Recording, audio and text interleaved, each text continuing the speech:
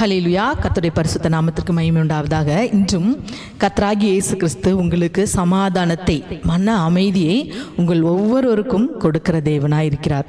ஒரு முறை கடலில் ஒரு நல்ல பயங்கரமான ஒரு புயல் காற்று கடல் கொந்தளித்து கொண்டு இருக்கிறது. ஆனால் அங்கு மரங்கள் கூட கடலில் விழுந்து பயங்கர சேதம். அங்கே இருக்கிற எல்லாம் கூக்குரலிட்டு கொண்டு இருக்கிறாங்க. ஆனால் ஒரு பறவை மட்டும் என்ன செஞ்சதுன்னா, ஒரு குன்றின் மேலே தன் குழந்தைகளுடன் அமைதியாக, தன் குஞ்சுகளோடு அமைதியாக படுத்திருக்கு.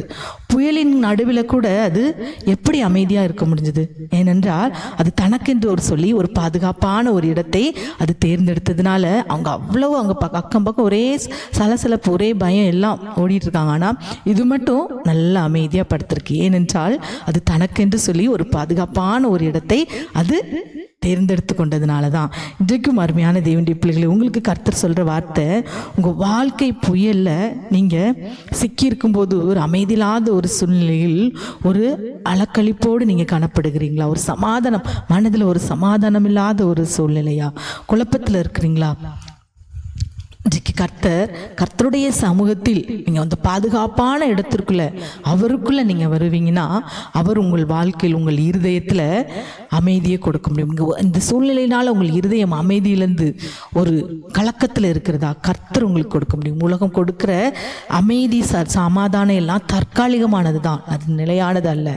ஆனால் கர்த்தராகிய இயேசு கிறிஸ்து பாருங்க, நீங்கள் யோவான் 14வது அதிகாரம் 21வது வசனத்தை நீங்கள் எடுத்து வாசிப்பீர்கள் என்றால், 27வது வசனத்தை எடுத்து வாசிப்பீர்கள் என்றால், சமாதானத்தை உங்களுக்கு வைத்து போகிறேன், என்னுடைய சமாதானத்தை உங்களுக்கு கொடுக்கிறேன், உலகம் கொடுக்கிற பிரகாரம் நான் உங்களுக்கு கொடுக்கிறதில்லை, உங்கள் இருதயம் கலங்காமலும் பயப்படாமலும் இருப்பதாக. உலகம் கொடுக்கிற பிரகாரமாய் நான் கொடுப்பதில்லை, உங்கள் இருதயம் கலங்காமலும் பயப்படாமலும் இருப்பதாக.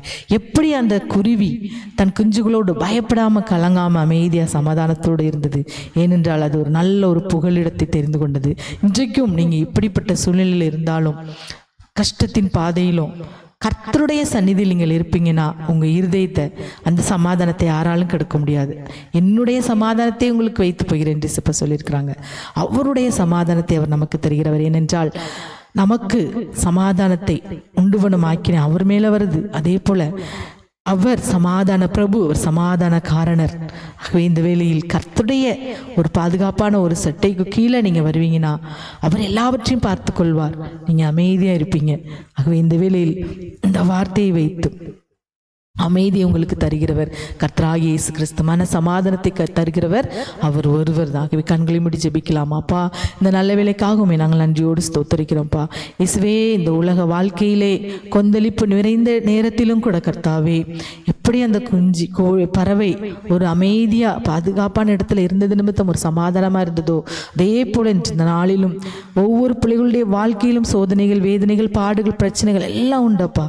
ஆனாலும் எல்லா சூழ்நிலையிலும் நீ சமாதானத்தை கொடுக்கிறவர் நீர்.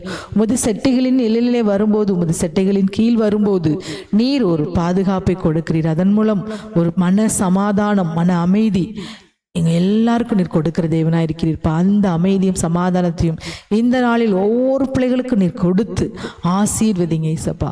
உலகம் கொடுக்கிற பிரகாரமாய் நான் கொடுக்கிற தேவன் அல்ல, என்னுடைய சமாதானத்தை நான் உங்களுக்கு தருகிறேன்னு சொல்லியிருக்கிறீங்கப்பா. உம்முடைய சமாதானத்தினால் ஒவ்வொரு பிள்ளைகளையும் நீர் இந்த நாள் ஆட்கொண்டு அமைதிப்படுத்துங்க, பெரிய காரியங்களை செய்யுங்கப்பா. முற்றிலுமா எங்களுடைய கருத்தில் ஒப்பு கொடுக்கிறோம்.